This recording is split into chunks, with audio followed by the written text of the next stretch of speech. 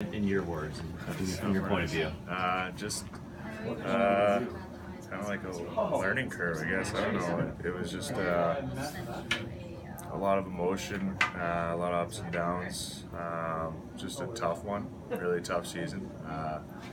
We had a tough start. We lost our two goalies, so that kind of set us back a little bit. But definitely try to not have any excuses here. I think we struggled, but you know what? It's my fourth year here, and we've had a lot of success in the last 4 years. So I'm just gonna look forward and try to have a better season next season. Was there a point in the season where you thought you guys maybe turned it around and you had it going the right way? Yeah, there was a lot of points this season where we were winning, and we thought, okay, like we can keep doing this, but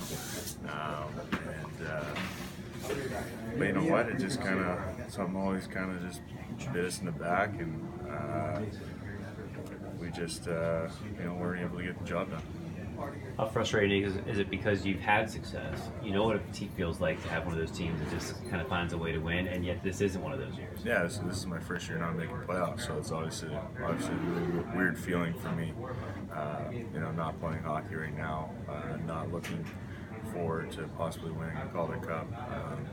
So it's not a good feeling, and it's not something that I'm going to let happen next year. In terms of the rest of this season, what's your future looking like with the Caps, and what could be next for you? Well, right now I'm sticking around for a little bit.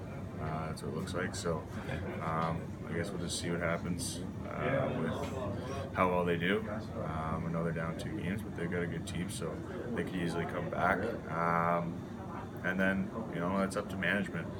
Restricted, so that'll be up to them. And yeah.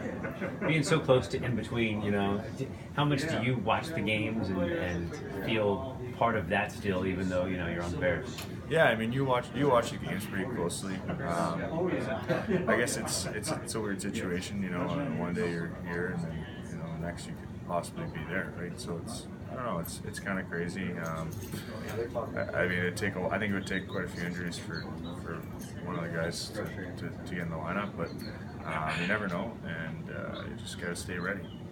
Last thing, the fans of Capitals especially, they're used to some disappointment in the playoffs. They get really frustrated. You're more than a fan. You're a part of it. How do you feel watching the games when you can't really influence it, but you have feelings as well? Yeah, it kind of bothers you. It bothers you as a player. But you know what? Like, they're down 2 games. It's playoffs. They can easily come back. You just always got to have that hope, and that's it. Okay. Thank you. Yep. You all right? Liam, one of the things that like the Atlantic is so competitive, like you guys, like a lot of people read that, okay, the Bears finished last in their division, yeah. But like if you guys are in the Pacific, for example, you'd be like right in the playoffs, like what is right there, just kind of talking about the competitive nature of it, because it seems like it is. I think it's definitely probably the hardest division in the league. It's been like that for 3 years now, where you've got the Wilkes, you've got Lehigh, you got Charlotte, who came in our division, who's a great hockey team. So it's just been it's just a really tough division, really tight hockey, not a lot of scoring. So I give credit to the 4 teams that make it out of this division and make playoffs. So you know what, like, I think if we were in the other division, if just looking at the way we played against a lot of those teams, I think we'd probably be in playoffs right now. But sadly, we're not in that division, and sadly, we're not in playoffs. So I think definitely it's a challenge, but I don't think it's going to hurt us.